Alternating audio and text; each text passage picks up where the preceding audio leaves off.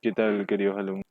El siguiente ejercicio corresponde al ejercicio 5 de la clase del capítulo 7 de momentos de inercia. En este caso pide utilizar el círculo de Moore para determinar los momentos de inercia máximos y mínimos y las orientaciones de los ejes principales de la sección de la figura con respecto al origen que pasa en el sistema de coordenadas X y ilustrar los ejes principales. En este caso entonces lo que hacemos es definir las figuras. Yo voy a tomar la figura que está acá, perdón, la figura que está indicada en este caso en este esquema de acá para poder hacer el gráfico. Esta figura que sería una figura mucho más grande, un rectángulo grande y dos rectángulos pequeñitos, que serían estos dos. Entonces de esa manera yo tendría la inercia de la figura en forma de T a partir de esos dos. Mi figura 1 entonces sería el rectángulo y los dos rectángulos pequeñitos serían las figuras 2 y 3 respectivamente. Entonces puedo yo meter todo en una misma fórmula, puedo aplicar obviamente si quiero diferentes fórmulas, pero eso ya depende del desarrollo que quieran ir haciendo. Yo voy a determinar la inercia de la figura 1, que va a ser la inercia centroidal, perdón, voy a determinar la inercia respecto al eje X de la figura 1, que va a ser igual a la inercia en X centroidal de la misma figura 1 más el área por la distancia en Y al cuadrado. En este caso entonces la inercia en X de la figura 1 va a ser la inercia centroidal. Con respecto al eje X es BH cubo sobre 12, es la inercia con respecto al eje Y es B cubo H sobre 12, o sea al revés. Y el producto de inercia centroidal es 0 con respecto al eje que está pasando por el lado respectivo. Entonces, en este caso sería B, que es 120, por H, que es 160, al cubo sobre 12, más 120 por 160, por la distancia que sería en Y, la mitad de 160, que es 80. Entonces, de esta manera obtengo la inercia en X de la figura 1. La inercia en Y de la figura 1 va a ser igual a la inercia en Y centroidal más el área por la distancia en X al cuadrado. Dijimos que en este caso es B 160 al cubo, perdón, 120 al cubo por 160 sobre 12 más el área, que es 120 por 160 por la distancia, que es 120 sobre 2, que es 60 al cuadrado. Entonces de esta manera obtengo inercia en Y de la figura 1. Y el producto de inercia, que en este caso aplicando el teorema de los ejes paralelos, inercia en XY va a ser la inercia en XY centroidal, siempre de la figura 1, más el área por el producto de las distancias. Distancia en X, distancia en Y. Esto es 0 para nosotros, entonces la inercia XY de la figura 1 va a ser igual al área, que es 120 por 160, por las distancias, que en este caso es distancia en X es 80, perdón, 60, por distancia en Y, que es 80. Entonces tengo las inercias con respecto a los ejes y el producto de inercia, cuyos valores van a ser, serían estos los resultados: 163,84 por 10 a la sexta de la inercia en X, la inercia en Y es 92,16 por 10 a la sexta, y el producto de inercia también es 92,16 por 10 a la sexta. Ahora, si yo hago el de las figuras 2 y 3, la inercia con respecto al eje X de la figura 2 va a ser prácticamente igual al de la figura 3. Entonces, para hacerlo más rápido, lo que voy a hacer es multiplicar por 2, porque obviamente el centroide de cada figura se encuentra igualmente equidistante al eje X, ¿verdad? Entonces, ambos van a ser iguales. y esto tienen como valores BH cubo sobre 12 más área por distancia al cuadrado, pero siempre considerando el signo negativo porque son vacíos. Entonces esto es la base, que es 40 por 2 por 120 al cubo sobre 12 más el área, que es 40 por 120 por la distancia, que sería en este caso en I 60 al cuadrado. Entonces, en este caso, este tendría que ser al cuadrado. Hace rato me olvidé, no lo puse. Y la inercia en Y va a tener el mismo valor. Entonces la inercia en X sale menos 23,04 por 10 a la sexta, tanto en la figura 2 y la figura 3.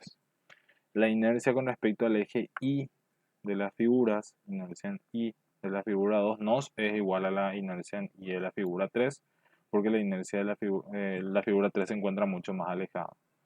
Entonces voy a determinar esto mediante fórmulas: menos 40 al cubo por 120 sobre 12 más 40 por 20 por 120 por la distancia, que en este caso sería 20 al cuadrado. Y la inercia con respecto al eje Y de la figura 3 va a ser igual a menos 40 al cubo por 120 sobre 12 más 40 por 120 por, en este caso sería 40 más 20 sería 60. Perdón, 80 más 20 sería 100. La distancia donde se encuentra en X de la figura 3, en este caso al cuadrado. Entonces las inercias correspondientes, inercia en Y de la figura 2 y la inercia en Y de la figura 3, son respectivamente los siguientes valores: menos 2,56 por 10 a la sexta de la figura 2 y menos 48,64 de la figura 3. Producto de inercia, en este caso hacemos inercia XY de las figuras. Las inercias en XY centroidales son ceros tanto para la figura 2 como la figura 3, entonces hacemos área por distancia en X por distancia en Y. Teniendo en cuenta de que son vacíos, entonces las áreas son negativas, entonces esto es menos 120 por 40 por la distancia en X, la distancia en Y de la figura 2, en este caso sería 60 por 20.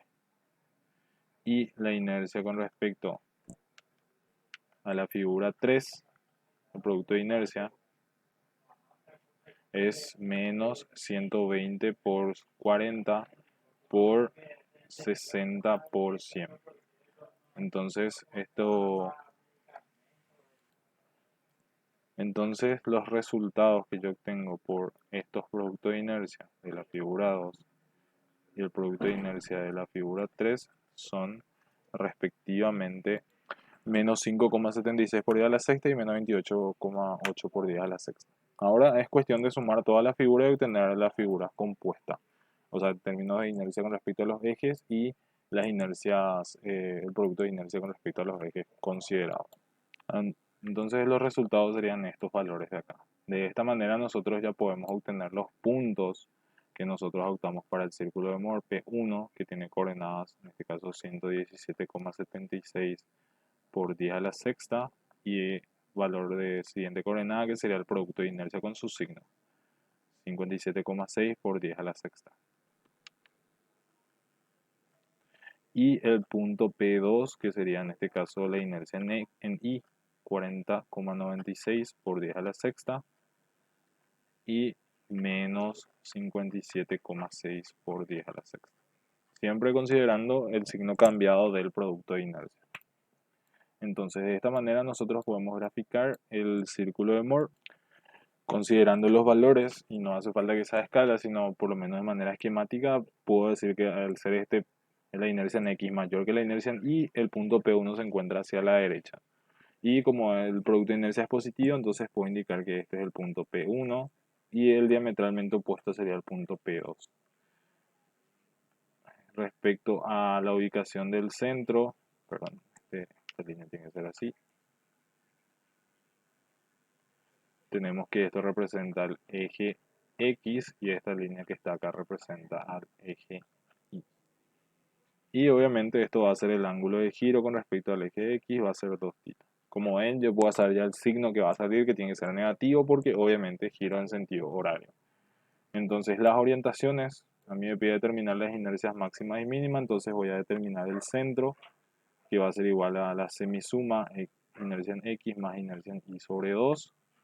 El radio, que va a ser igual a la semidiferencia, inercia en X menos inercia en Y sobre 2, más el producto de inercia X. Y aplicando obviamente una relación de Pitágoras, esto tiene que estar al cuadrado. Entonces los resultados de estos valores son 79,36 para el centro, por 10 a la sexta, bien, y 69,23 sería el radio. Entonces puedo determinar la inercia máxima. En este caso va a ser sumar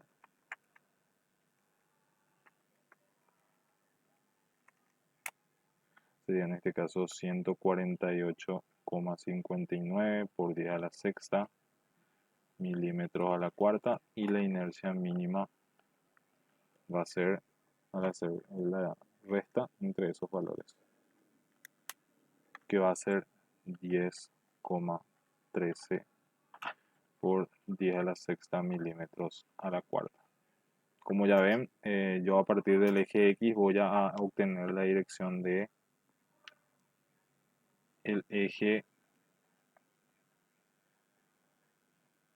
de mayor inercia, y con respecto al eje Y voy a obtener el eje de menor inercia.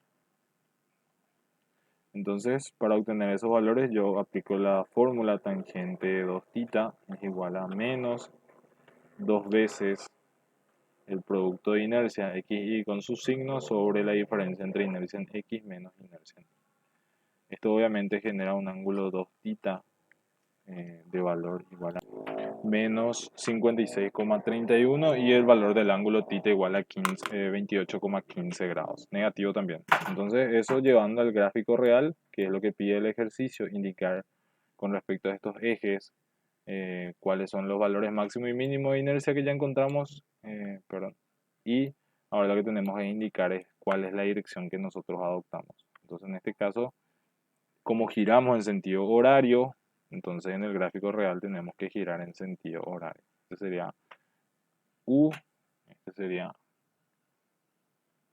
V. Inercias máximas y mínimas, este es I max, este es V, este es I mínimo. Y el ángulo de rotación, que es 28,15 grados.